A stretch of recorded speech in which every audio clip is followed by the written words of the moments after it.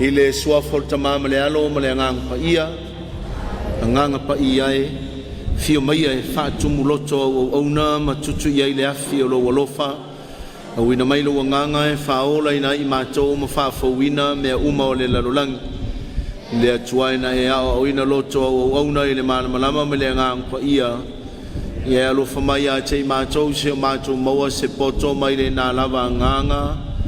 male fia ila ufeso so animai ono Yesu ke vi solo mato wali amen ile sua fortama malealo maleangang pa ia mato te mo ito fili le nga vao ma fa filo I fo il pa ia maulunga o tato maftanga ile fo to fiaf lo to mapu mai tiu te mafai vol ni fo yaso ya malo nga lue malo fo ile to atai fa pe fu en fatalo fatu I pa anga masani il tato por kalame ala le unanga le TV pumana ele ngata I le tato puleanga mo tato tunu ia ai fa pe fo I so se tafor kelope o lo mfai ona muli murtai tato por kalame nei o se ilinga fa manga ia ile upo le li tato ia ile tato mata pe ile tulang pa iol misa o le vaenga lona tolu le wo ia o le fa palangi ngai lunga o le fo fa samo sauninga o le eukaristia sauninga o le eukaristia sauninga amata sauninga o le upu sauninga o le eukaristia ma le sauninga fai ka ko kele yo ile ngan ka ko go fatasi le kanone le fenga tuai mana ele uto tele mai tamai fai fatasi le kanone le fenga tuai ia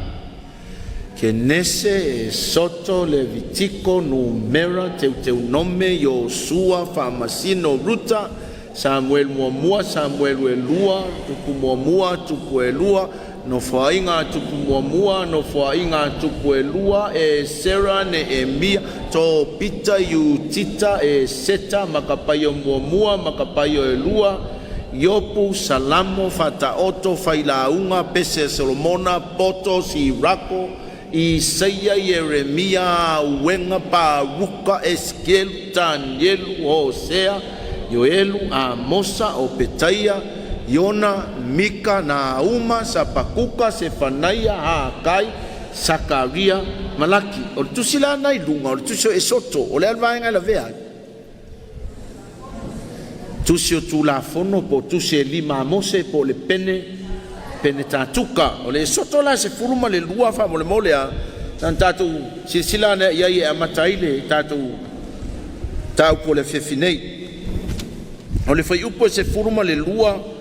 o le mtau po na ia lunga a reto ele fa fefeteina ka ko ele pe yo le siba en foi le o le pepa kekea po le falawa foi po le tofi foi le le ai tatou o ile a reto fa nga taulang pa il misa e ia lon tula fono na e le tau na fa feteina e saula mai fea mai le soto sfurma le lua o le fai pus fulma le lima fa au ama ua fai tau fatasi ya e fitu aso to te ai le a reto e le fa feteina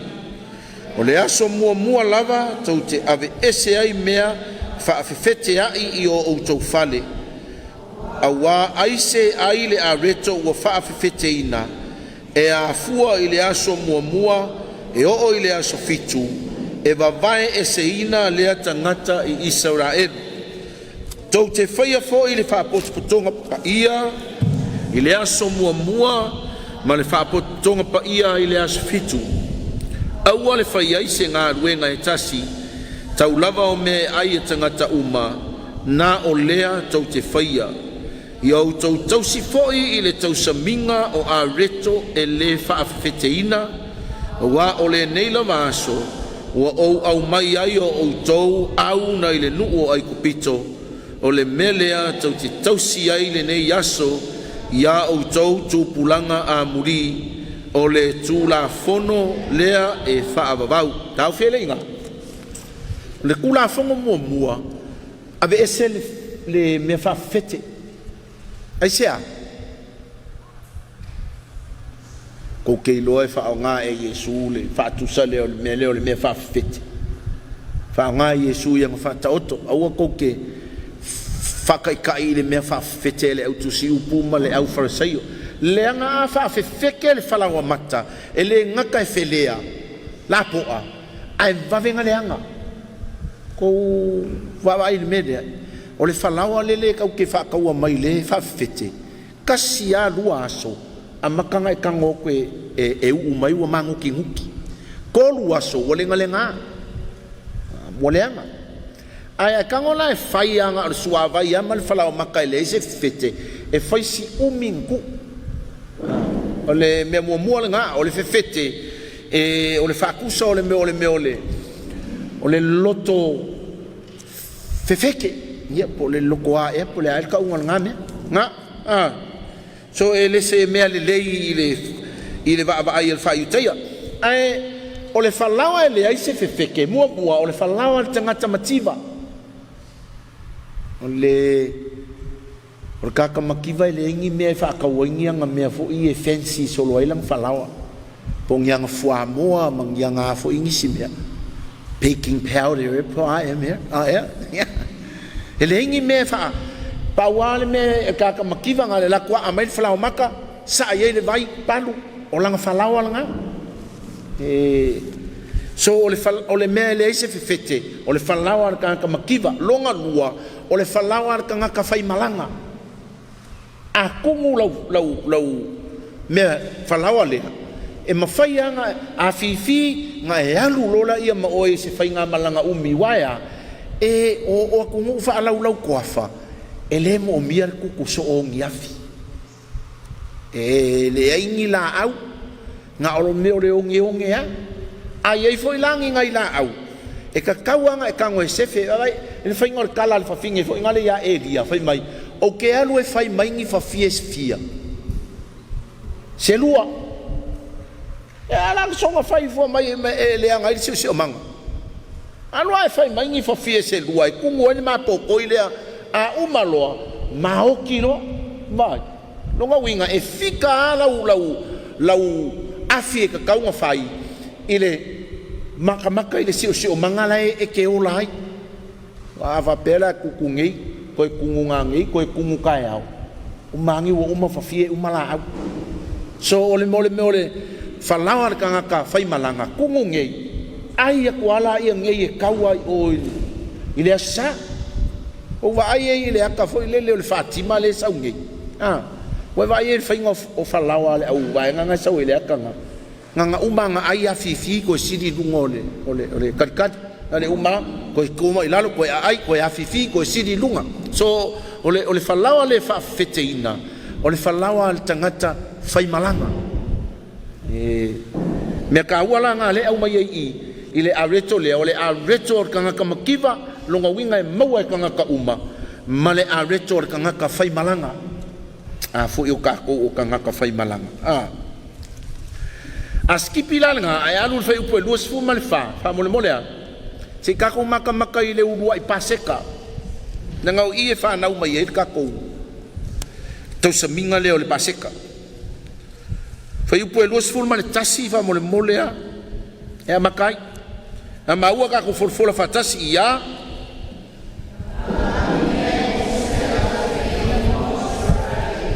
wana fai atu ya te ila tou Yo tau pupue ma ave ma moe mo o tau ainga o na o tau fasi ai lea o le paseka tau te ave foi se fusi isopo ma fufui i le toto o i le ipu ma taha i le la au whaalava i lunga o le pou e lua o le whaitotoa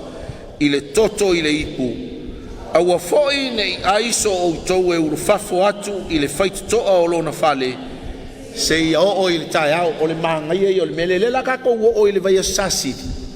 o le pole stofi pa ia o le pole fa manu ile mele o le paseka pole stofi pa ia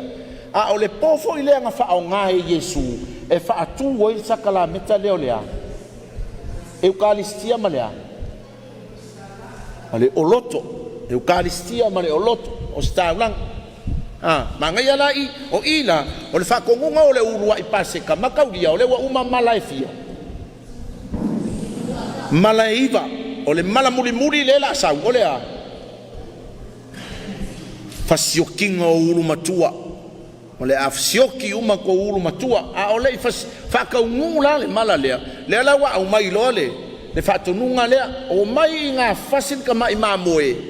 mo kou ainga a kau whai pele me lea ngā waile iei a wale ai whaloloko whai mai whakakau le ka mai mamoe ma lea whai o le ainga a whapea e ko ai kikin kou ainga wala au irisi ainga kua o ye o mai ai whakasi kou ka mai mamoe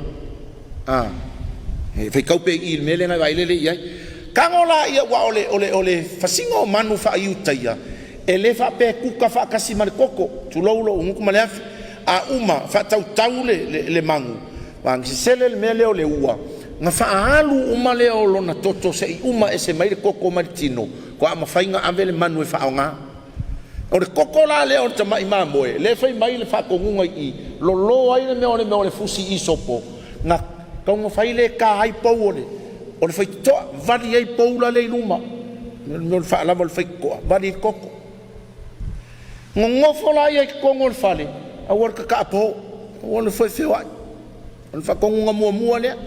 vali o ko pou i le koko o le tamai mamoe ko ke lo le mele o le manga ia ka ngoi ma fau lo loto ia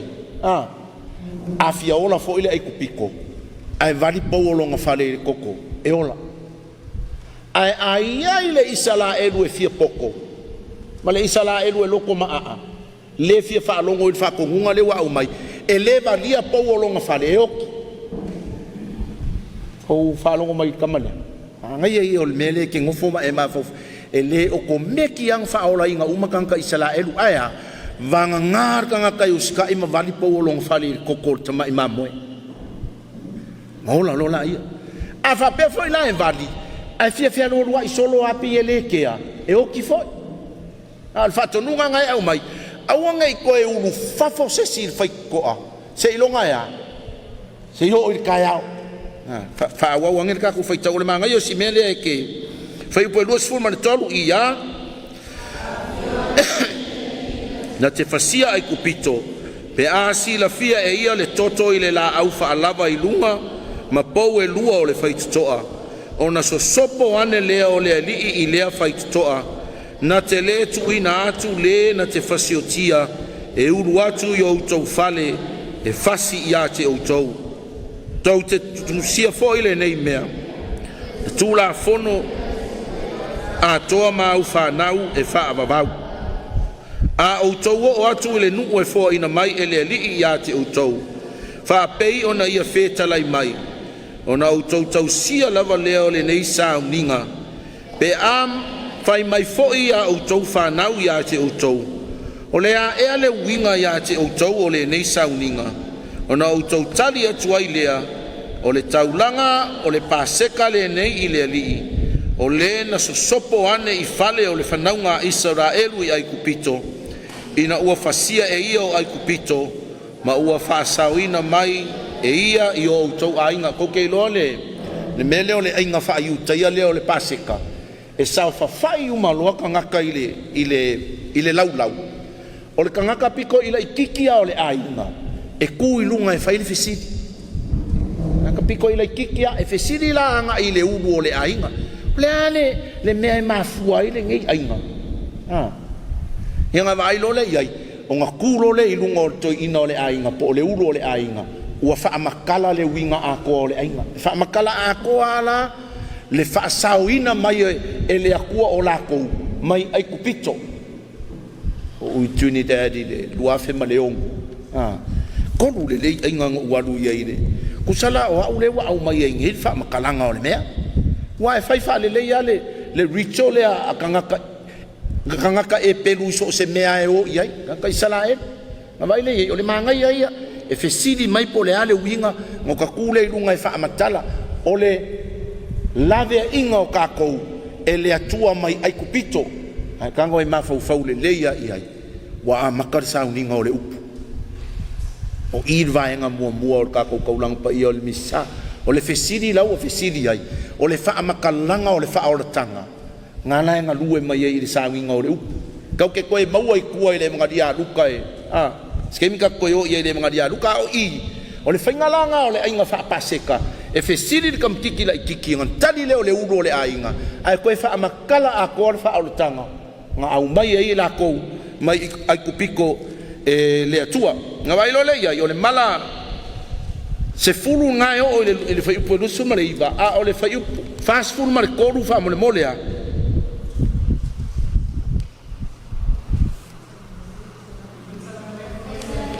ia ua fetalai mai foi le alii ia Mose ma Arona o le tulafono lenei i le paseka aua le aiai se tagata ese kaofiaiga aua le aiai se tagata ese me lea lei o gafai ama faamanatu pe i kaulaga foʻi e filogia kaulaga paia o le misa e filogia e faamanatu a o le kaulaga paia o le misa o le kalisuaga o le tino ma le toto o le alii o le kalisuaga mo tagata katoliko ae maise i lakou ua saugia mo le talisuaga sei faalogo mai a'u kou kakoliko ia ua loku ese e lē kakauga koe kou koe kalisua i le talisuaga lea e lē faapea loku i o ae koe sau i igei ga ua e sau ke faikilisimasi mai igei pe ke sau se oki o le kou aiga ae sau foʻi e malo mai faapea alae sa e loku mavae ese e faasā e lē tatauga o kou koe kalisua ai i le faapega foʻi la i le toʻatele o kakou e lē katoliko o le talisuaga i le tino ma le toto o keviso mo ga o kakoliko ua saunia e ma le siusiu ua saunia mo le talisuaga lo gauiga e ai ai kakoliko o le saisaikia i tulafono e lē kau foʻi gaau ai i le talisuaga kakau maua mai le me lē kau kulikulia ai ai ar kakoliko o lae le ipo ia se faa kaʻikaʻiga faigofie o lae nga o la ua kaugagau age le vae o le laulau ia o kakoliko ga e lē kaukomigio ina ia tatou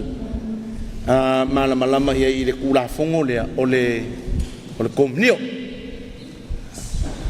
na vai le ia faiga o le kulafogo auage ai ai se tagata ese ai sea o le kalisuaga lea o le kalisuaga a le nuu o le atua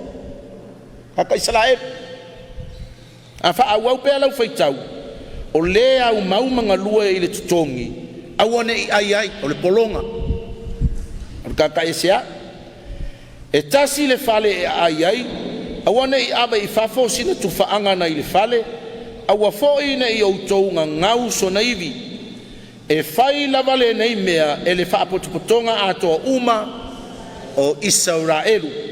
pe a fai foʻi e au mau iā te oe se tagata ese e manaʻo ia e fai le paseka i le alii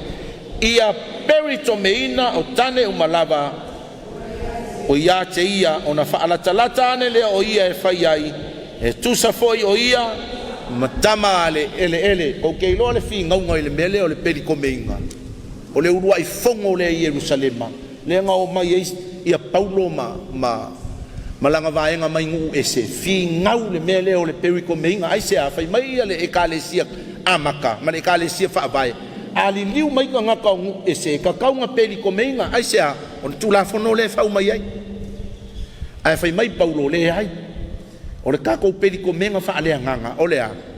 papikisoga o le papikisoga nga le ua faamamaiga ai kakou faaleagaga ua saofaga ai foʻi la le tagata ese ga komio ou maua mai le mea lea so e lē kau pelikomea la na e fai mai ai Paulo e lē kau pelikomeiga iga ia mafai ai o gaavea i gakalia le talisuaga lea aea lava le papikisoga ua faakuakua iā Iesu ia o igā e faapena ona saofaga ai le tagata ese ia e auai i le i le vaega lea o le afo talisuaga faapaseka ia la kulikuli le kakou mataupu lea o le igo le falaoa le pei o gaʻu taʻua aku i luga o le metso i le gagaga e pelu o lo gauiga o le falaoa le tagata mativa le sa ou kaumafai e faailoa lea ia magifensi e fai ai le falaoa lea ga le pau a le mea falaoa maka suavai palu kugu mangkungu mai feula ai ai moe ai el fainga ole ai kango ngai ai fa papa kai ka ingala va ku sa kai ka ingo faingo fie mo ka ko sa mo ngai kango fai ai fa papa ma ai fa lawa lele mo mai a Frankie esse ya ko inga ma so yo so esse foi ko inga ma onga ke ma ongai esse ko inga ma los le mianga ai fa lawa lele mo ai fa longo ku no stomach ko ifo ko fi ifo popo mari e ala fa papa ku sape ele ai ma kwa kaule le ye lo mangava lo mo ai se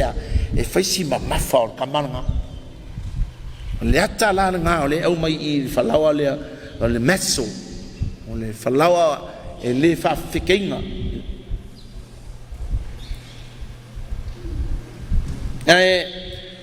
o le mafuanga e lai o nga whaonga le whalawa lea ia wha manatu pe I tangata Israelu o la kou sa vea mapolonga le ngau le whalawa lea whai mai Mezzo serves as a symbol to remind the Jews what it's like to be poor slaves mga kua ia o ngai ngalo o ngai mawaloa ula futi pe ai loa ulu kua ngai ka isi ia kepa pe I kua I le mea nga whaia e lea tua mo kanga Israelu lea lea maa fuainga whaonga le whalawa lea so ai iai e tō manatu lava I le whaoletanga ngua saungia e lea kua e avoid ai le meole o le soonga whai meole soonga mika ngā whai o le mezzo fo I peo ngau whai aku o le whalawa le tangata whai malanga e whaailoa I pea ia Israelu le ai o la kou o ka ngaka whai malanga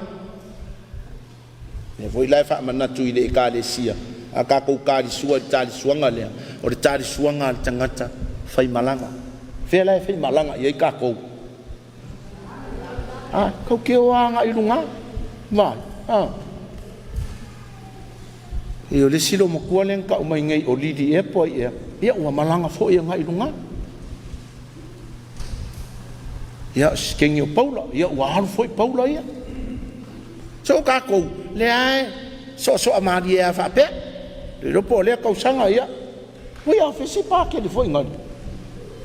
ia ua malanga fo I manga ia le ngā ka kou o langa le kako ke yai ngai e le fai mo kako le lalo langi ngai aia o le kape nganga o kako mo le kako feilo I ngai le ola e whaava vau kako la o kangaka fai malanga e le me kako ke maua pe a kako maua le lalo langi uma e mai mau o kako ola upu ia Yesu o le ase me pe a fai kako ke maua le lalo langi uma e mau kako ola o le ase maa ngai o la o ka vale a o ka laku dungaka o ka le aru se ka vale a koso ka ika le wil paelo I le afi e fa vau e koi fo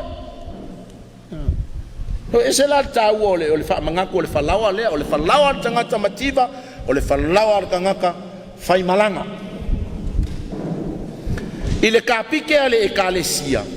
si ngomela kolu kasiva ngai fai mai following the example of Jesus ka ko muri ka ia I fa ta inga Yesu ka ko ke whaonga inga I pea le whalawa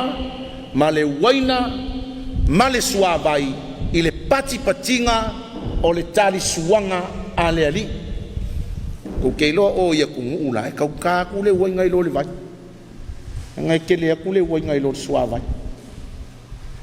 o ai ka mai kila I ki e a whaile mea ai whaingu wainga uma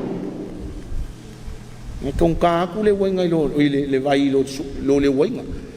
o le wainga la e soli mai le meo le fuavinge o ka se kekeleo o meo o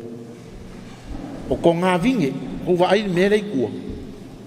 ngā vai me ia ngō maaolo le ka umai I le kuspa ia me ngai ngō maaolo a whapela e le eise me e olo ai le vinge le maale le ngai ko kongo e olo ai le vinge ngai le spiko ai a whapenga o le pū alea o le pula lea whaongala vai o tamaita ka ele mama o kou tamaita I fufuru mama o kou vai I ngau kou sorry o le ilo aku le aka o le mea e ala ngau le o susulu mai le la ko ke ilo ai lungo TV pe asa ule aso rua ia le aka o le make lea e pu o ngakong i se ka ngoku i koko fo ingat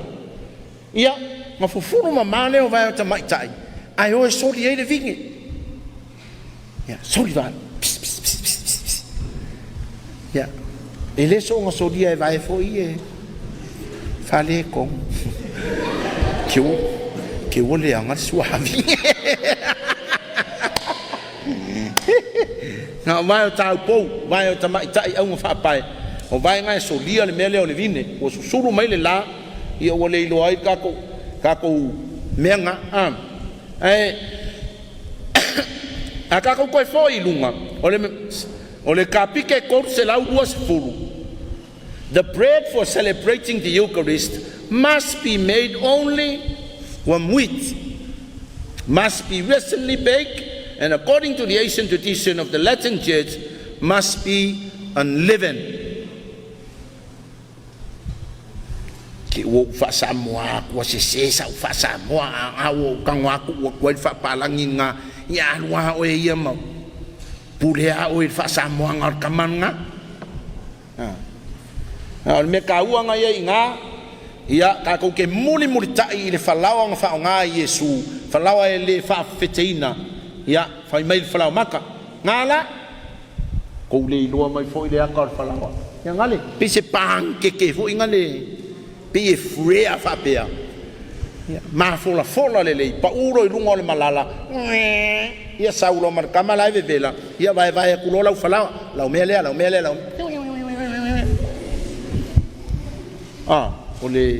ole atal fala nga ia i lunga talo la fa mangingo le mai kamale Alex pa ka ku fu ia ku TV ole kolu se la lua the wine for the Eucharistic celebration must be from the fruit of the grape. Ale kawanga mai mel suol vini. Longa winga eleso se kuainga wainga fa yer ka ko misa le ai vanga ngale wainga fa mai ile suol vini el grape. Me foi la nga ke va ai ile fa ngo fie inga ele ekalesia ile ngai vai tau. O nga wa mafuai o nga ku le ya mamaka le altar wine. Oinga le fai mai ile fai el misa o nga wa leipo le o le altar wine ele o le so squai nga red wine I'm fai nga o so ele me le ai a le ai la se altar wine ele fai nga fai se misa ele ma fai nga fai se misa pe a fai ele ai se wainga ele ma fai se misa pe a fai ele ai se a reto o mea fai kingo ia e lua e kakaua o nga iai e mawhai ei o nga whai misa a reto male wainga e le se misa pe a whapea kau ki kau mawhai e whapa ia nga o le a leko a le ei se wainga se ke le a le meo le e kisi vai nga le toe kako ke mawhau ia in men nga longa winga a le ei se a reto wale se misa ale se waina wale se misa ese misa ese mengor tarisuanga onga wale ai se misa wale se faunga kulola i ole me ostia po le blessed sacrament le wo kongo le sak o le kapenga kulo faunga kulo e fa ye tarisuanga ele se misa la menga fa ya tarisuanga ole upu fai le kari suanga il tino man toto le li ai lese misa o le tari suanga malanga e fai ti akon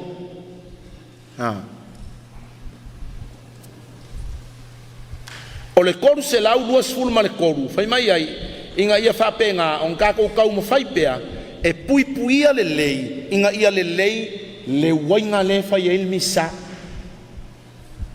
o le conservation inga ia o nge ia lu pe se pulu fo inga o umalonga longa lelei a o pe wa mafu fo ilele ma pe o onga o le si me o ki ele wainga o le oki o kako kalisi le mamanga fufuru o kongo o kalisi o le ngaruenga le sacristain o le sacristain o kaka ngalue le sacristy o langa ngaruenga e kaunga fai a umar kaulang pa i o le misa e kaunga sau ko e solo le kongo le kongo o kalisi ke loa ale mamanga fufuru mai ti akono le kalise a ku e mo e ai o le siaso e ke kilo ku ai e me maka mai ku a sala ye le wainga kai mi le fa ye misa e ke ingo ku le wainga wa off e sen mangongi o le wa so e se la le ka wo si o le koruru a koru le ngai fa mai ia mata ala uma ka ko ye nga lu e ka penga ngol misa e ke sila le ai inga ia fa mama le kalise o le fa mama ngor kalise e le fa pela kuri e fa mama kai mi misa pa non foi la e le fa pela kuri e fa mama kai mi misa ai va ai ku wa makua ve vesial misa wa ba vekele ai wa le kai mi fa mama kalise fa pulo i lungo le lau le i au tafa uma le misa ngai ko sau le fa mama le fa pe skula fongo ngale tau wa fa mama de kalise il misa ke wa mon misa le mama le ai ya sa nginga ke kele ke va ya ku wa lo lofia le alu sa nginga o tuai fa mama ole e ka kaunga e au na ku ulo i fa pulo le ya fa pe ngale nga e toi fo i mai e fa mama pe a umal misa ole paseka fa ayukaya e lima o ngai o e fa o ngai puwainga nga wailunga kwa ko le ilo mai ya o fe kau fo ya mo le ilo ka upuye kusi mai ai fa o ngai puwainga ke vai ai uma ingule si puwainga mua lua ingule si puwainga longa lua kolu e o anga le kai mi ole ai ngor kama imamoe pa o sol me alonga fa ya wa ai fa longa ku yo kalinga pe wa vevela ma fuanga fa fai mai e fa deliverance ngai kusi mai kuso e soto fai u baka u po ongo il fitu ngai si nga ya fa mole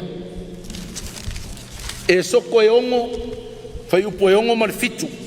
tika ko so enga po at deliverance ngai ai ia por fa olanga ngai nga fa tang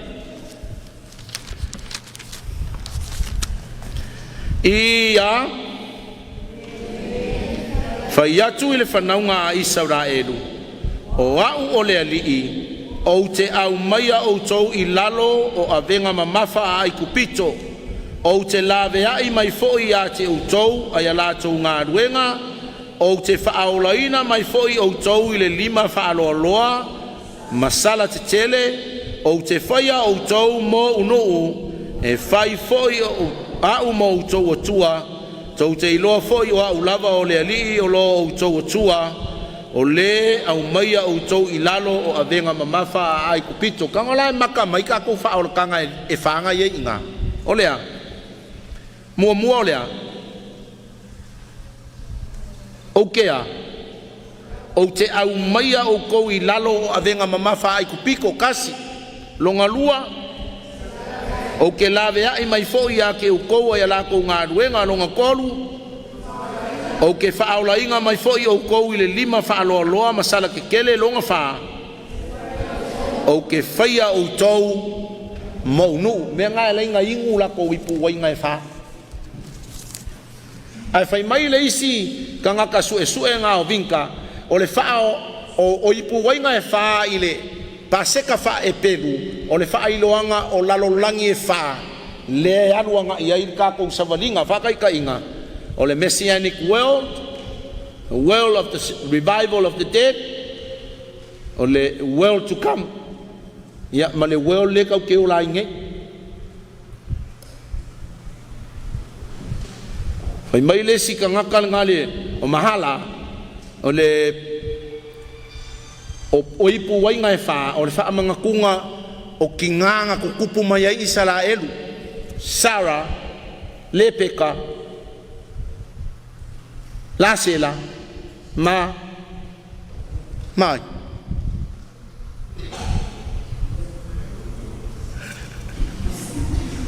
mai e fa ko alua o Iakopo e fa ko alua o Iakopo pe ka ko ko o ku il fenga in kwai lea a foi lea le se pa maka ko fa fai ka ule kala le ya Iakopo anu Iakopo ya la panga e nga ruenga e ke wa la ku fiku kausanga fai mai lola ya la avaku ya fiku kausanga fai nga ruenga mo la sela ai ke wo ile po ai amai ai ala ngenga ile kai ao ele ola sela ai pia wo ikalo ya ko fai mai kala ko inga ya e ko manga o ile wa finge ola sela ya purile fiku kausanga sfulu fa kausanga o nga lues ko inga mo la sela ai ko ke lola me madi le ngai makua le me nga lang fai mai la panga ya la avakul me la ki ole ku me makua nga ya ku mo me makua ku kong ya wa ba ya ku ngei le o le la wa amakanga lo fange ko inga Iakopo ya ifo la sela ya kongi mai lo kongulang au nga finge o ai wa ye ko angai fai kau kuspa ya nga dea lo makua o pila le mafu ma yele upule o ke kapila ya mai foi la sela ya le fi ko ila lo foi la sela ya mai foi kongulang kenge fe nga renga o oi ya wa ele ya ma se si o ko e lo wa ele ya ma se singa fai kau yai o se lepa e vai la yai se fulu ma le kolu fa nga wa Israel por fa nga wa Iakopo se fulu lua kama kasi lea kasi le kenge o ile ngor kenge sina maunga oi se fulu male lua kama kasi le kenge ai fa finge lea pila la sela selepa ala mo wai fa na ko se fulu male lua Iakopo ese la fa nga se fulu lua Iakopo ese itu ainga se fulu male lua o Israelu ai sea e menga linga ese o ke loi tu ai ngai fulu lua o Israelu e lua kamanga emisi ai oi Levi ma Iosefa ai au mai ele fa nga ko lua Iosefa fa a ko ai fulu lua o le tu ai ngai Israelu oi e fa laima ma Manase wa ai o ko fa ya nga sa ko anga fa ka kuspa ia e ole ala le mela ko nge o ka mai ki pe fa e ko ke le lo e fa lai mama mangase no nga winga o ka mai ki piko silia ia le ai va le o ka mai ki ka ko vikaria ku la ngai ma fu mai ile vai tele o fa ya nga ye ya yo le ye nga le ika ngala e ke baila ia ile nga wa kupula fa tau lo Iosefa ai kupito le la ma fu nga polonga ai kupiko inga wa oki le kupu sa lo fa ia Iosefa mo fa pupunga tala ma fu nga ngo fa polonga ka ka Israelu ai kupito va ia ko ai kupiko la ko kele nga ka ko kama ngala ma fu nga fa tu la fono fa sioki uma kama kange ai fa ola kama finge a ke ua whangau mai ei Mose i le vale nga whangau mai awa i a kunga siro makua o le au le lei o i o Mose ame lola i o Mose ua whata whea i le a i le vai utu a la kulo ma le a finge o whala o kinkiki o le mako ai swanky mai o le a ea kaua kulo i ai whaola mai lo e le whafinge Mose le la sa wai Mose a vea lo makama al kengele o le afinge o falao makua lo Mose va ia ku Mose wa fusu mai le Israelu ma le ai kupiko la ku lo Mose a sioki le kupiko muri ange la ku fusu mai a kama ki wa le se ko lua la ku lo Mose fai lo ia la lu ko fusu o lu o le auso ia fai mai lo ma kama ia wa la sa foi la fa sioki ma wa manga ngape nga fa sioki nga fil ai kupiko so la lo Mose so langa le a Mose la ku ai lo fai long ko rua i le ayo mitiana sa wai lo leo ma moe amitiana longa oia wale kamao lang ko lua ke wa kauma ye lunga olea maunga o Sinai Mose ka kala lo o fuai o ka kala lo se vai wa sal mele ki kuai o vai mai fainga tala o fa pupunga le o kala le ka kuria ai ko anga fai kau kusile o kengese e ke mala le background le o ka fainga fie ka umai ngoa wa e loa le la ya lo Mose fe ngai mafalao amalang kamao alonga mala muri lea ko afa maku mai lo e falao ia Israelu e o mai le la o mai e loa o le paseka la le fai i le polea a o saungi la lako so langa ese mai ai kupito ale malie i o fai ngol so langa le ko ke lo so langa le makua ma ki kiva ya ai kupiko fa o so ele ku le lo fai kanga kai i kanga kai kupiko ia fo ai mai lako me ira mo kanga ka epe o ke vai ele ia longa winga o le makai fa finge fa peange si anga au nga finge ia anu maave uma ka kau ka dinga ngai maka me ira ngai kis kai dia ko i ngor ko afa io fe me o mai Israelu me nga fa wel po vi o mala mai media o lo la ku fo la nga fa mai lo ka ko fa wa yes ka ko ku o le kere ka ko me ira ngala le ma fo ngala ko fa yel po vi aulo a ole kama a inga leo ai kupito le nga sola ese Israelu ma avi ko e poko nge falao wole ai ia ngala ole o ipu wai ngala nga e fa ole fa iloanga nga o ipu wai nga e fa ko le lo mai le akale a ole akale ole me ole vai fo ngale kalonge le i kana i kalilaia e urua i fa ilonga nga fa ye Yesu le nga liliwa e Yesu me ole vai e ave mawai nga a o kalonge la o ma le ke ku ya ko kasia kalonge la fa ke o kai i ngai kana i kalilaia papelong ke le lu pe foi nga ufai ko le wainga ole matai inu le aka ka yukai ole wainga le ke sau Yesu fa nga le wainga e fa ai lo ai le nga ya e fa ngo fienga maua o ke lo la fa i pong fa yukai a fa i pole ungali kasi le kausanga ele ka kawainga ngofo nga umang fa i po Mr. and Mrs. Bracken ia fa sanga mo moi fa sanga ngofo alu oi lo ngu e sange i lua feira kau sanga ako kofo la lo fa pe mo or kau sanga la lea nga ke fa lo ngoi le tala ale evangelia fai mai ai sa fau tane lo na tama o lon tina o Maria ia Josefo o umalanga fau kange o le ua liko lan a pawale mele kupungi e sange i kau sanga ako ai ke ua ka uma ia Josefo wa at Maria ko vai mai fingo tala fai evangelia o kau sanga o kofonga kau sanga kongwan nga le ua ka uma ia ua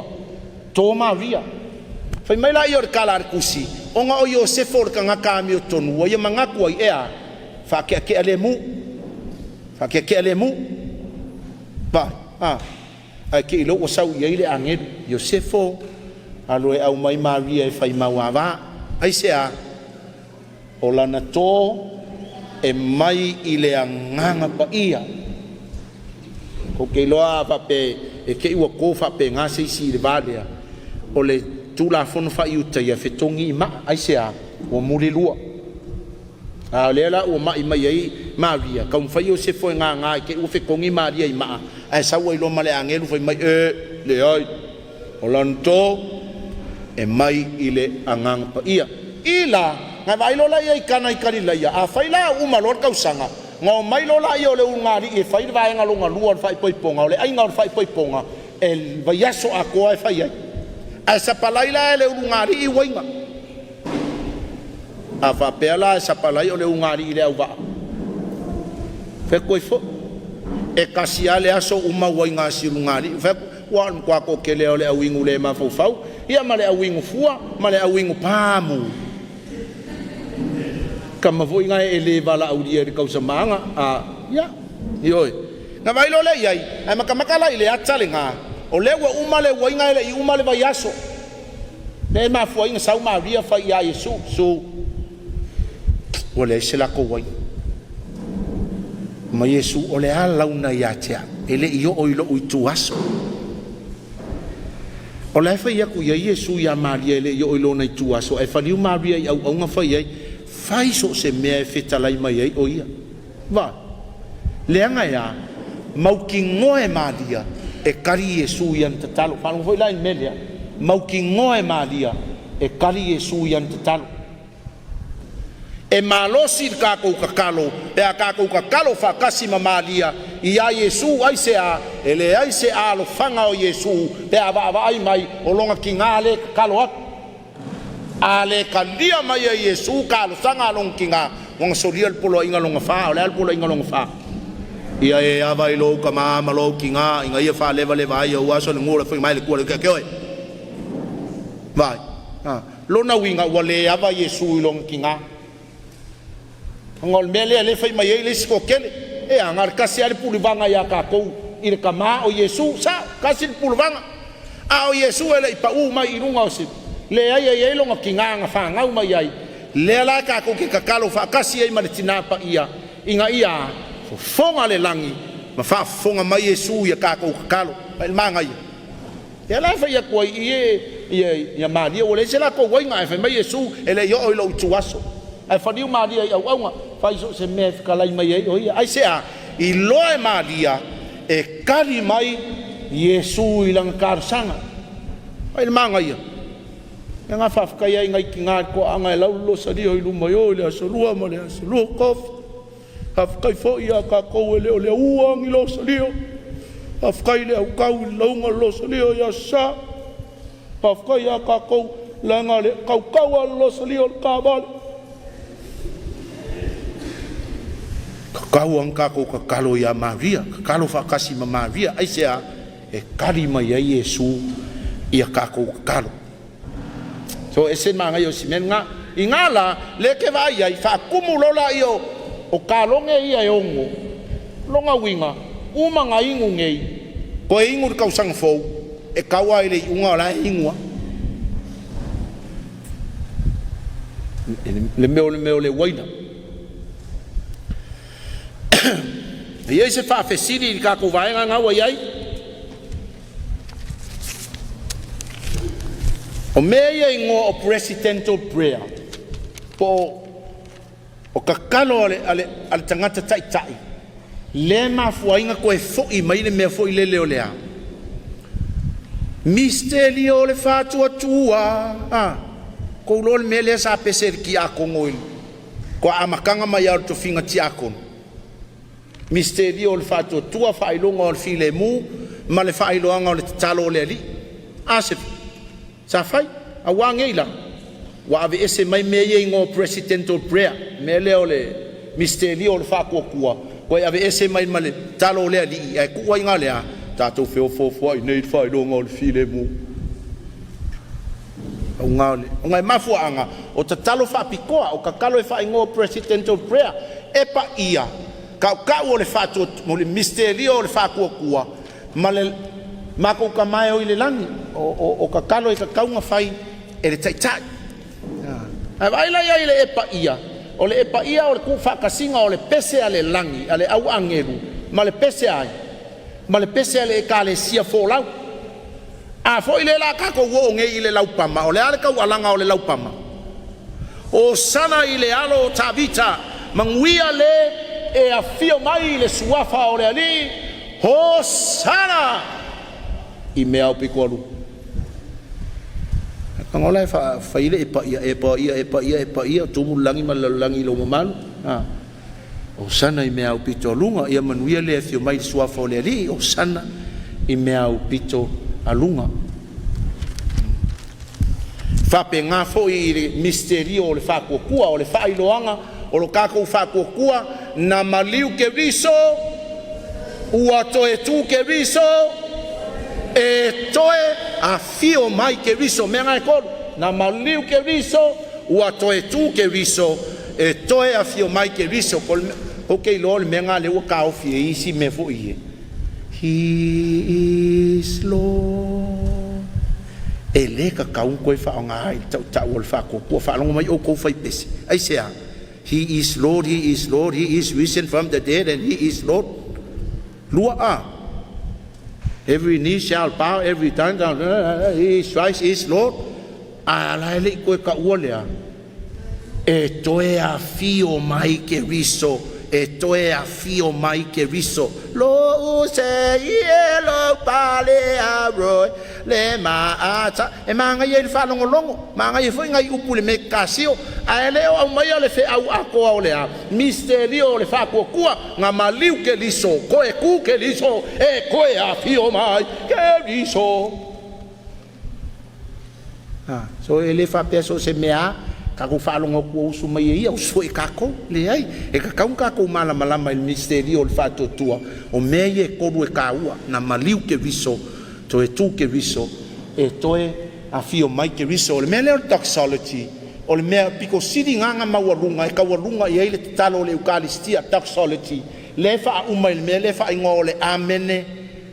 Siri. Great amen. Vai le wha ingo o le upu. O le amen e siri. O le amen e siri la. E le ka kaunga kukusa ma le amen e afo ilele.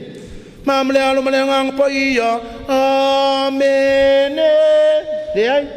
Me ngā la inga ese alo ngā whaki. Ko e ese lo ngā usunga. Inga ia I loa I lea. Le kakou. Kau ki ngonga o le whakua kua ua makua mausa lima mau ki ngo o le upu le amene. O le alo ngā winga. O te tali tonu iai. Ioe. O te tali tonu iai. Me ngā e sau e whaia kua le tino ke risa kaunga e whai mai. Amenge. Al mera tino ke risa. Ka kere I lope kari kongu pe le kari kongu. Lua I lunga lo uru. Wha manga mai lo nguku. Ika kari kongu. A kango nge ke wha komngio. Ke wha komngio nge. Ka kou e tai alo le Eucharistia. E ke lei loa le au komngio. Pe kari kongu pe le ai. Nai sau le solo ki whaia kore tino ke wiso mai. O isi pe wha maanga I ai. Sa mai mea lau e o sa mai whafo. Ai maanga I ai si e makua. Amene. Me le se wha maori. Le ai o le au mai ngai whafo lau. Ea. E tali ai Jesu. Nga o lewa I ai lima mama. Ma le loto mama. Awa pela e sau o ele. Ele I fufurua lima o ele. Le hanga umal whang pingo anga po. Awal karia I le lima. Kari I fufonga. O isi kei me ke sau. Whaiaku tino ke riso mai. Lua whawhaong hong. Na kusi ele ke fongi anga po. Hoi ngale. O lala ke whaiaku kingo ke riso. Mai lua whawhaong hong. O longa winga la. O longa winga la whai mai apa ke le vidi mai le lua whawhaong hong.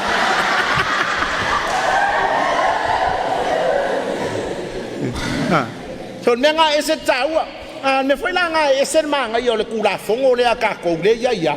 I kula akoa. E ke wha amake la I nga I ke le komnio. I kula akoa. Ai sea. Wha mamma le leile. Le tang. Ma le mouth. O le isi e ku mai fafo le lau. O ka se limu e lango mea maka. E o la ile kia pula pe ako koa. Le whaunga ase kōr ke itari. So ese la kaua. Han me foi. Ka ke kuaku. Inga ole oskia le whaunga nge I tātou. Le oskia le whawheteina le esu sūlo pipi. Sūlo pipi. Mea ngā whamole mole. Awe ke mimi kia lima ole ka iala ole Eucharistia. Por ki a kongo po pake. Ngā waku aku. Kau ngā lako ole me pipi. Alo.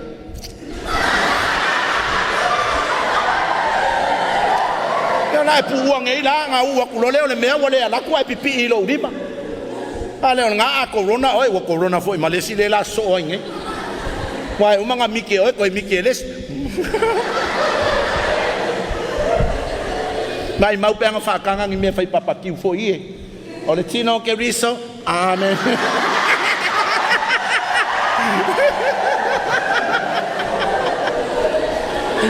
Pa le tang na po avo ngale ya la ki ale pu le nguku ya so ale tang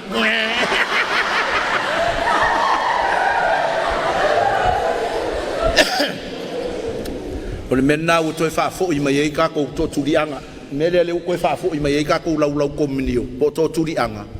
Inga ia ka ko mana tua. O le fesila fa inga le o le fasila fa inga siri. O le tino o ke wiso ua fafanga i ka ko o Yesu lava lea. Le ua fio mai ea. Na te fafanga ia i tātou. Me le ngau whaia ko mua ia e. Po singa mo moi mea. Po singa mata ua fo i e pa ui fo. Wa a koa i eire pa ianga o Yesu. Me ngai lenga whailau pari kama kan misa. O le karinga o Yesu le ko uru i laro. Sau a mai lalo i o sau i. Apea. O mana ia karianga lau pa. Ai leo. O le whengi le ngol mea ngā. O le mea ala kupur ke iau a pasasa le mei rongu.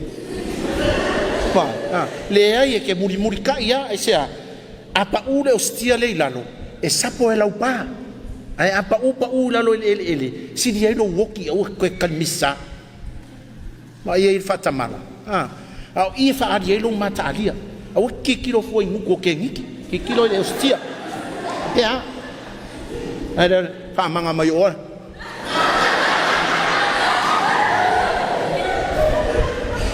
Ia dai whamanga kua i fua ma oe. Ia ele kari e su le pa u pai. Ia inga i kako va ia i. Ila e ser ka u ol misterio le. Amenge sirila e ka kaunga makua pasai farsai le amenge le. Ai sea, ona ia fatasima ia na ia te me ngau ke fia Elvis i mele. Ele falsa ngama nga praia. Ole me. Fa lava. Kau longa oso mai lole amenge makua sasa i vai le. Amenge.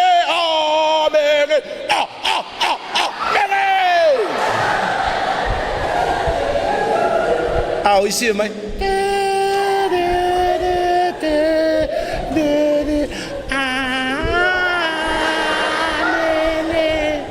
O lo wika ia le amenge nga. E ngofo ka fo ingale ai le usua ko le amenge. Ai sauanga le amenge muri mai.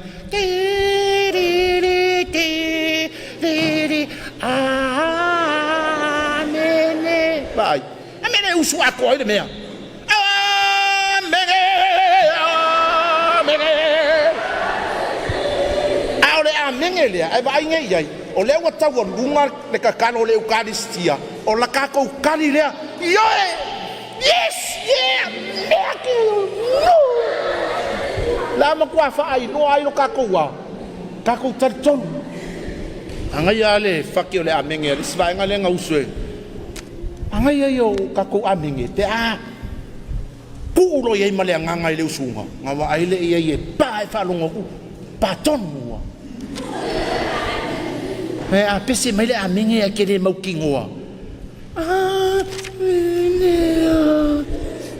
Kalau ole amenge sit ole tatalo le i e faingo le tatalo o Yerusalema. Pau ale ole me ilo i sa mo i sala eru akoa nga tatalo le i ai sea. Nga o ia Yerusalema ile mele sa o Yesu tatalo. E ye longa fa sa mo ole manga ia ole me ku ole fa sa mo laka ile altali. Il farsanga ia inga o longa fa sa mo laka ile altali. Nga e fa sanga pa pea e loa altali lai luma. A o isi ku ngu o fafo ile pa kamino milo i fafo kamino milo i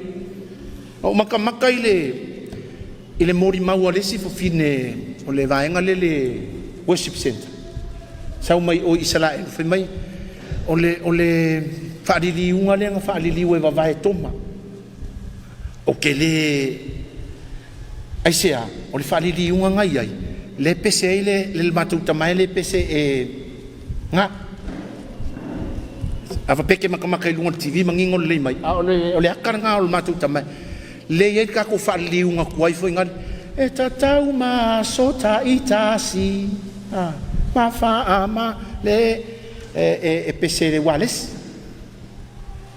makauri o tau ngale sa wainga nga o kipi ese tau ma sta itasi e tatau ma le aso au ke fia ala le lo makamai a le wales kuai ya o nga o le mele ala pipi o Israel e tatau maso ta itasi ma fa mangalo mai amato angasala e ona mato fa mangalo atu i e uanga le anga mai te mato a o tu i mato fa so songa la vea i mato mai le amo vai o i voi lai le kakalo le ali e fiku o manga o nga ngai ai ma ngai ai o le o manga o nga fa piko ngai ai ia pa ia lo suafa kasi ia o mai lo ma lo lua ia fai lo finangalo le lo langi pe o fai le langi kolu mai lo nga fa le me ai ku fa fonga mai lo nga fa le me ai a o ka ko e mo le me ai ko api ko le ma ko ka mai o le lang nga mai lo le lo nga di ma o le fa mangalo mai ma ko wang sala pe ma ko fa mangalo ngaku ye wang le mai a te ma tolo nga ongo awa e te taita ina i ma tou i le fa o so songa ma le longa fiku la vea i ma tou mai le leanga le manga onga longa ongo le safi nga wai fu tangata fa mai o kai ka ko le aku i le fa o so songa le ai na ia la si mai le au tuala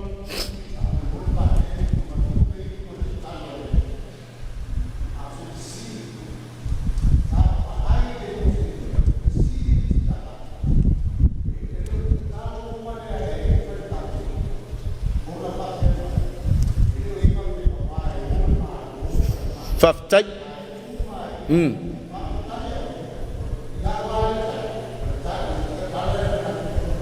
Boto tele oe. Ia, yoi. E sao le mea lea a. Paua lea o kakalo lea li inga o nga manga o nga e fiku nga ia inga. O le mea muri muri le iai. A wae ou le malo ma le mana. O le mea fa o popo muri muri. E le iai kongo le original o le kakalo lea li. O le mea kua fa o popo muri muri. Me foi la nga ke va ai ai. Kako ke kakalo ai le kakalo lea li. Ko a ek muri muri aku kamanga. Ai le la vea ai ko go le talo le ali e pe o nga o e Yesu lo nga uso le la e sa o ile a mo vai foi la ka ko kakalo e umalo ile le anga a mengelo ka ko ai la vea I matou mai le anga a manage ile se me wa o malo mal mana a to mal vina e fa lava o mene le ai o le me fa o popo le me nga fa o popo muri muri e tangata ai ole original la ole kakalo le ali la mo mai o ngana ki kilo fo il fa sa mo nga i lu nga ai la via I matou mai le leanga muka ilo inga ma o mai kako nga ele fisiri le to fa manatu mai esi kako me nga ke vai e tava vai ese kako le mele ai la via I ma ia wa o le malo male mana ngai le o au fi ai kongo le talo leo le ali pe nga amata mai ai ia o le aka o le lasapa I ko kongo le poku le nga fai ai le lasapa o nga pou e kai aka o meu elefange o ai uru pou o le melea ava be mangingo ye lau vai o meu uru elefange fa fsanga ye fa penge ai sea o le mangule o le elefange e koe fa asusu lang kamai longa koko o malam mai mangule o le elefange e fa asusu le elefange lang kamai long koko koe e aki singa meo long tino ngala kule o le kamai elefange ingu mai le fa fanga mai o ia I le toto o le elefange ai ke wo ia Yesu o ai I le poku le ia mo uru pou o le elefange o se fa kai ia I le au so ai se a le anga foi o ia lela ave ma elefange makua e koe fa fanga inga longa au so o I longa toto o le ipu le ngei o le fenga inga fou le I lo toto feingu ia I o to va o le koko mua sau ai le po ko maua mele o le koko sa ngai ngur fenga inga kuai ngalo wala kwa sau ai po a sau le angel wal fa sala sau lo le ia va ai I pou ia wa vadi koko basia loa le fasiokia oe ai o le fenga inga fo walu Yesu fai mai o le ipu le ngei o le fenga inga lo koko i ngā whekango fia i nā feinu o kou umai ai o le mea sa le fenga inga kuai a leo fai mai Yesu o mai e fai le mea le fai ele fange o mai e feingu i le koko lea o le koko lea e kouke maua ai le ola mai le fesiri e le siko inga mapfangalele ala me wale ingo i mako le koko a ingo nga o pakele maliki a kongo makaial a foi a fai o le toto o le kingo ola o le kingo ke viso o le tino ola so se kingo ola la ya la ya toto so se kingo ai ola ya toto o le kangaka o maliu e ke kikiro aku ua mai e ano o manunu mo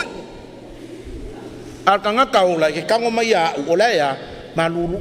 mafanga le mea mo ai kango la ingi wisa ola al kanga kau ke fiwa ingi ko la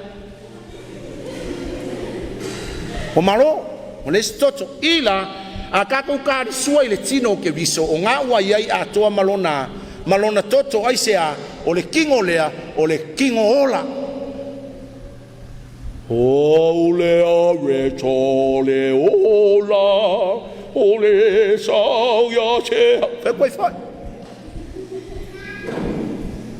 na fo ila fe mai singa mo moi mea e pa ui fo po sina mataua wa ako ia i pa ianga o Yesu a fai fo ila e alu wa ele tari sua i le tino ala ua fa au tari sua ngai le toto o la wa ako ia le pa ianga o Yesu ye iske mi walu o martino pa ia makulole i or kalise e tari sua fa o mai le sivaenga ai se o la ako ia pa ianga o Yesu so peke ingu peke de ingu o la wa ato ia pa ianga o Yesu ai fisin ka un kaule wenga nonga lua o le ka ki fa ai keke ngei le me o le pepesi o fa mai pepisi ai ma fai anka ko wingu winga pe ke ning nka ko kupe e ma fai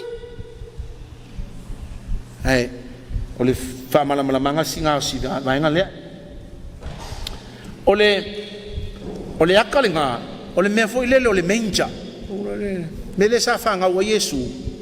o man fa na o Yesu ona tu le o ia le menja o le menja o le me ku ia me o va ai me o pofi o le me lia e ku ia me o va ai pofi ai ke i wole ku ia ngi va ai fa nga o mai Yesu le por Christmas ngo fo nga ma ku i fea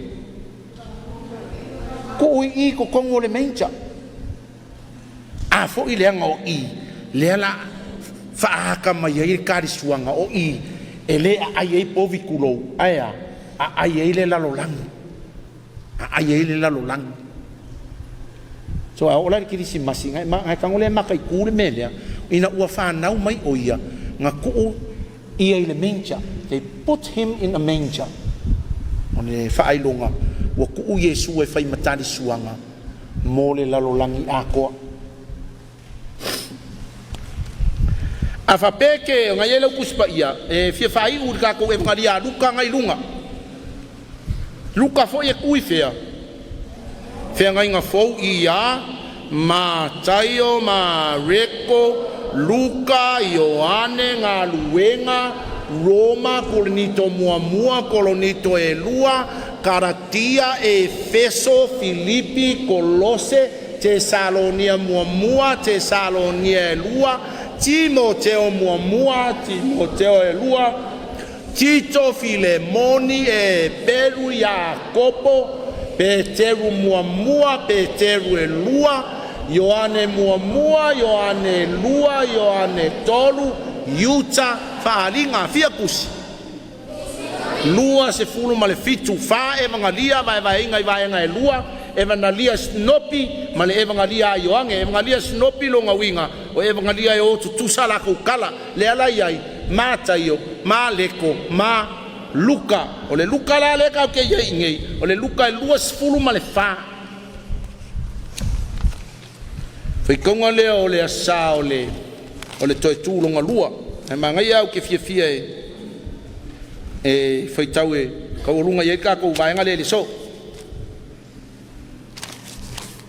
A maua fola whakasi whai upo sifulma le tolu e a maka ai wha awau i a.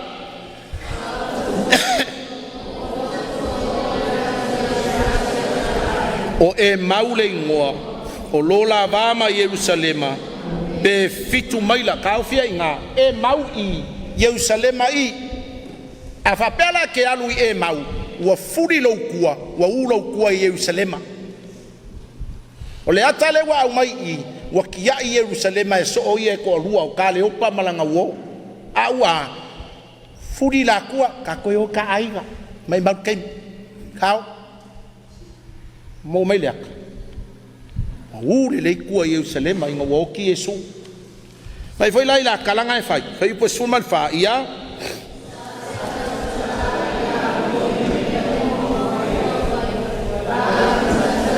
ma fesu e ai ona fa lata mai ai leo Yesu wo fa tasi ma ila ua punitia o la mata o lea wa le ilo ai o ia e ila ua fetala yatu o ia te ila hoa e ai a upu ua ulua fe lafo ai ai a o ulua o Savavali ua tutu ila ma mata fa anonoa o le tasi o ila e ngoa ia ka leopa ua tali mai ia te ia ua whapea mai pena o e ea le au mau i Yerusalema ma le leiloa o mea ua tutupu ai i ona ponei fetala yatu o ia te ila o amea na la fai mai ai lea ia te ia o mea ia Yesu le Nasareta o le profeta lea sa malosi i mea na faia a toa ma na upu i luma o le atua ma le nuuma pa wawa lau fai kau inga halu a woki ai o ma ko finge fai mai wola na skipi ka ko fai tau ka ko wonga ilalo fai upu e lua sifulu ma le iva ia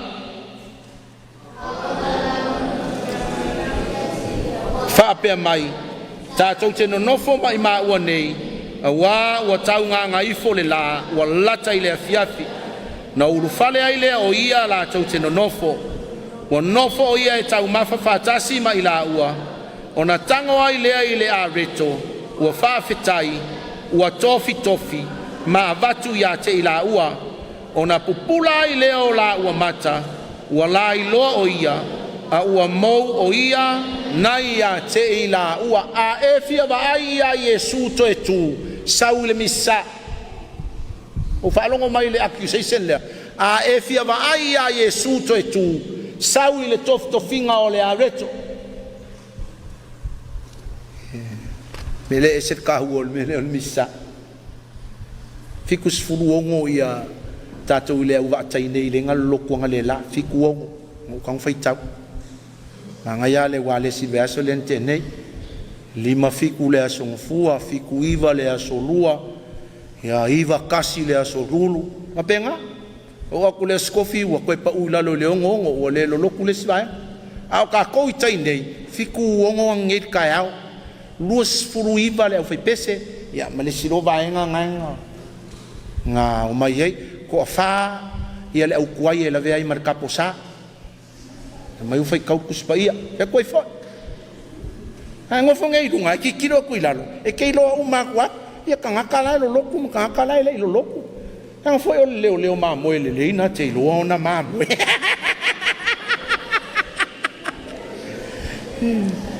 e koi fo ila fai mai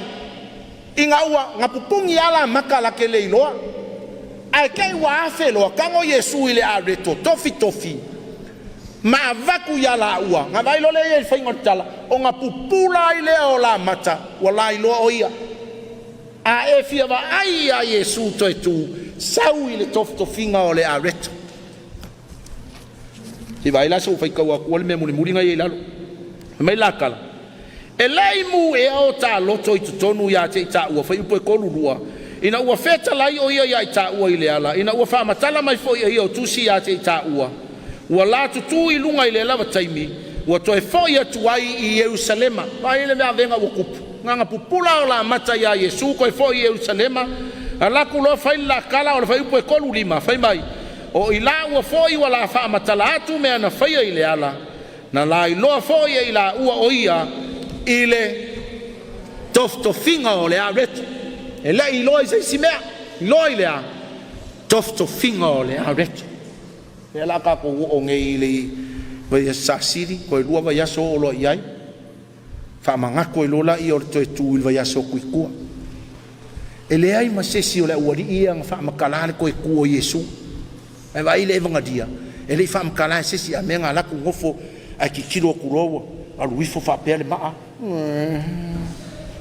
ma ko va ai ku ro aso mai ko ngor ku ngamau ai pe e oso mai fa fongi veli pe ngi veli papa ai ma ko va ai ku ro ku ngi runga Yesu le ai ma se singa fa mkala pa wal mea o atu tu na ma wa va no wa fuli e se ale ma ka kia i sa a o i ko afa makala i lo fai mai wala i lo o ia ile tofi tofinga o le areto afa pe vai la ke saule misa saua malo i lo e ke lua fe i lo ai mai Yesu sau la ke sau ke fia va ai ia Yesu to tu e fia mu o ka loko inga ua feka lai o ia ile ala makava va ai ia ile kof ko finga ole ale ko ai ko fo ile fale ke le va ai ia Yesu kof ko finga ole ale ko ole lama la o me ngai fai ma misi a ko ale winga le fen misa a alu o ile fale ngale sawa pisa maka alo talo fa ya oi nga ka ua sau lo ki kilo no mai Yesu te Yesu ala le kofi oi ifo maka ngaka wa fio mai Yesu so ese la ka ua si mesia ole a ko anga or kaulang pa iol misa mai so sa ninga ole eukaristia ole fa ilo anga mai e Yesu la vaia o ia ole Yesu to e tu mo le la lolang saula malo ma fau na o le ke saulea ke fia va ai a Yesu e fia mula loko ma e kilo aku ma e sila ia Yesu il tof finga o le areto a o lo la ile kai me ke kari sua ile areto le ngai vai le ia o le tino ke riso amen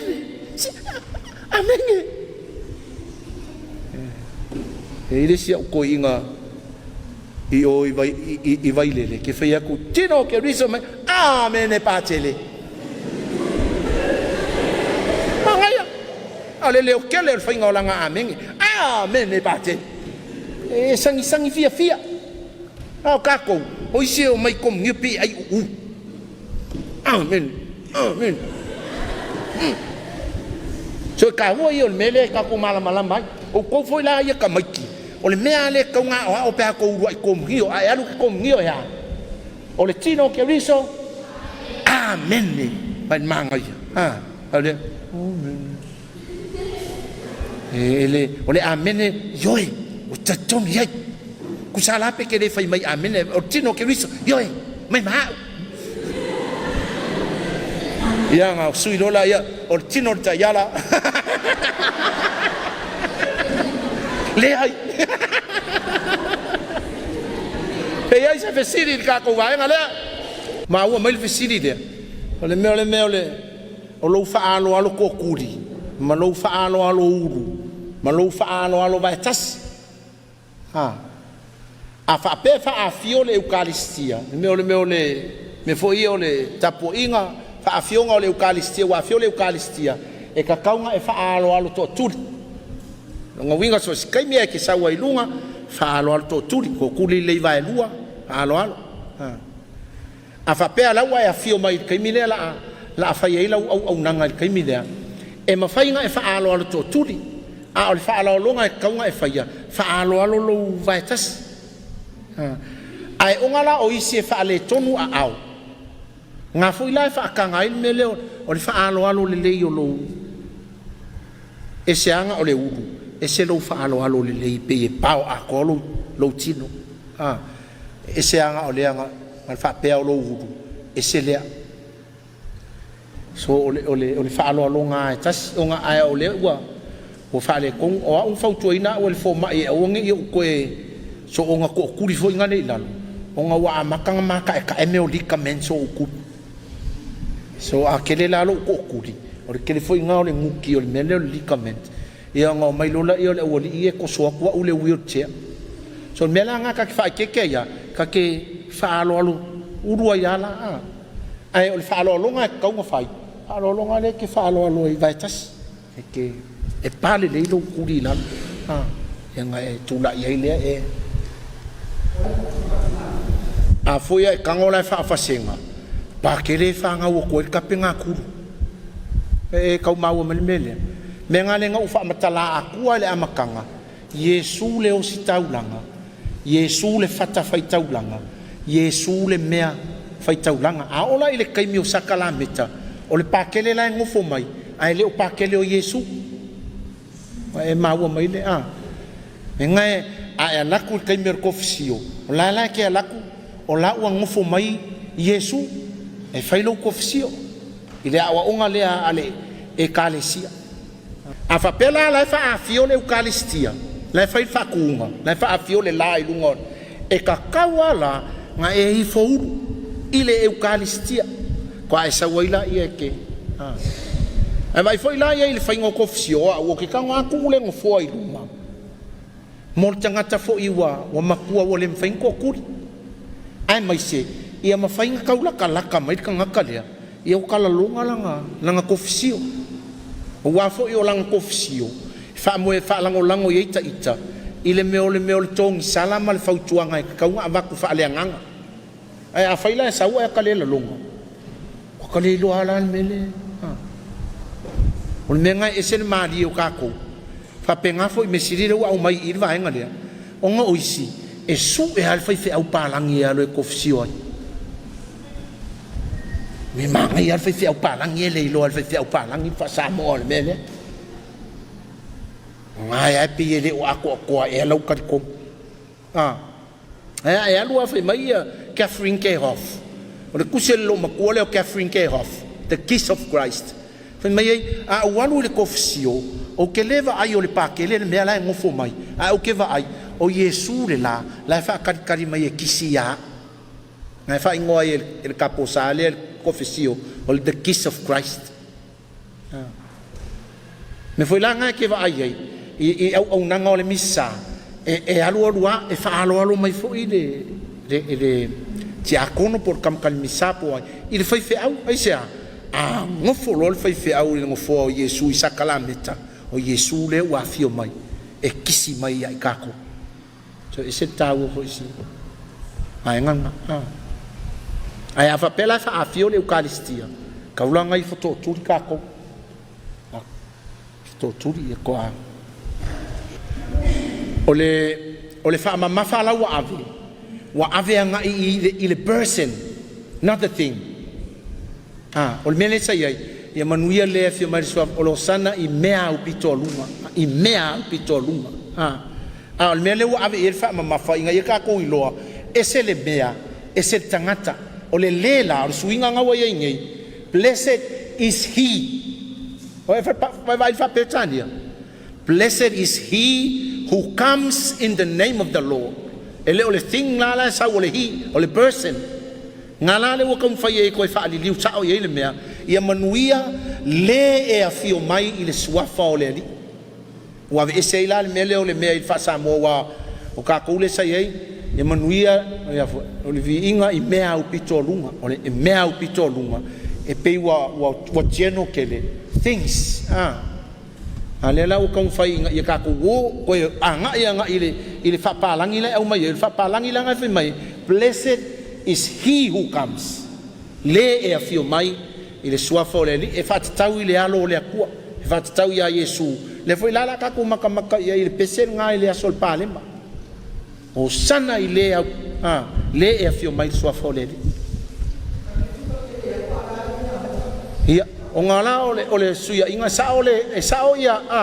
o ngor terminate o la ile i masangi ka ko ile le male mea o masangi ka ko ia o le vi inga i mea o pitolunga al faliunga founga o saungi ngala ia o le viinga I le au pito alunga. Ana e lala sa o lau le fai pe lau le usa pe nga o ya le pe. Pe ya ona fai atu ai ai ka ko fesidi.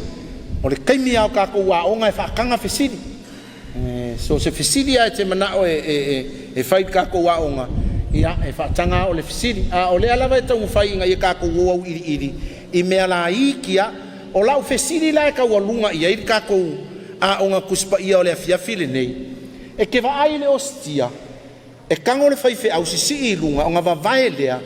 o nga kango le o le fai fe au va vai e se mai le fasi me o le ostia la poa fa I longa ko luse I lunga o le kalise ma tu I to tonu o le toto ke viso ma fu se ia le aula si I mai tua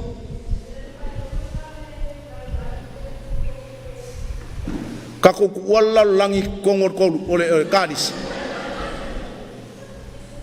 ia mangai ar kau mafai ko kiki ale ai mas sao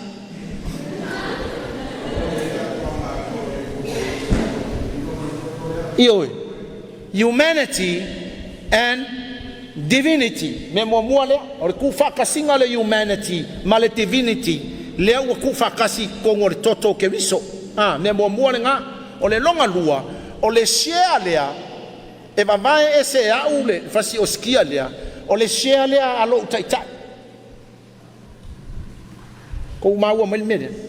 e ala nga uva vai al fasi oskia lea ku kongor kalise o le shea lea ala bishop a fai le misale bishop e va vai le bishop le fasi oskia lea ku kongu o le shea ala kaikai tamapa ia a osil kaulanga al kamapa ia va vai fo fasi oskia ku o le shea ala taitai le anga o kaula o le misa o le a komnio o le upa ia anga ke vai ai le kakalo mawia le maku kama epiko polo maku kama pa ia o le shela le ke vai la ia a va pela va vai fa si shela o ke kango mai fale o skia inga ia kofu mako mata iala matia kono mal fa si o skia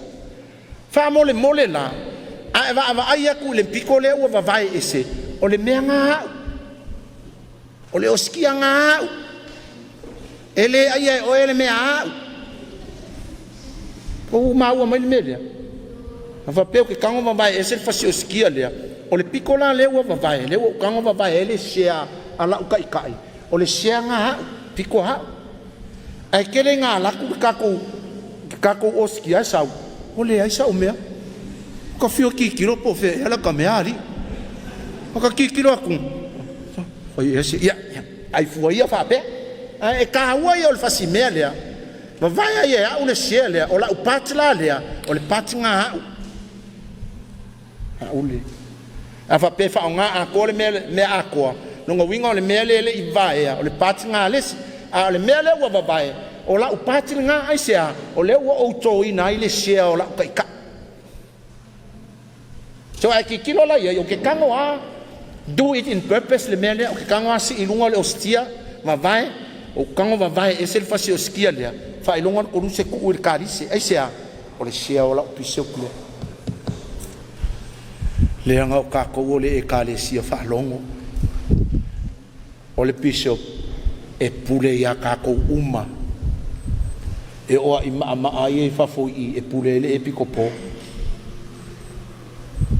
ka ko la or kako kai lea or kako so kanga lea nga I kale siao au or kako so kanga lea nga I ia Yesu ke viso pai ke leo le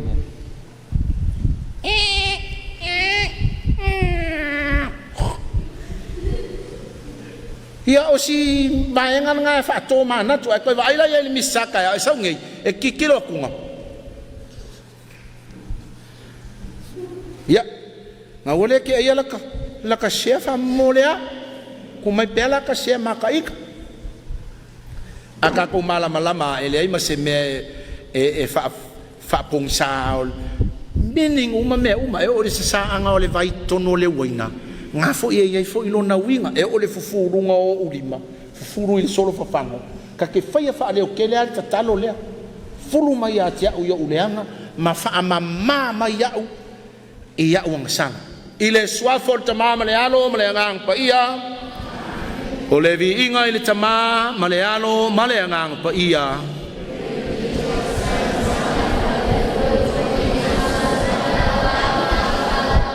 Ia fatasi le ali ma utau. I fo mailangi fa munianga ale atua mamana. Le tama ma le alo ma le angang pa ia.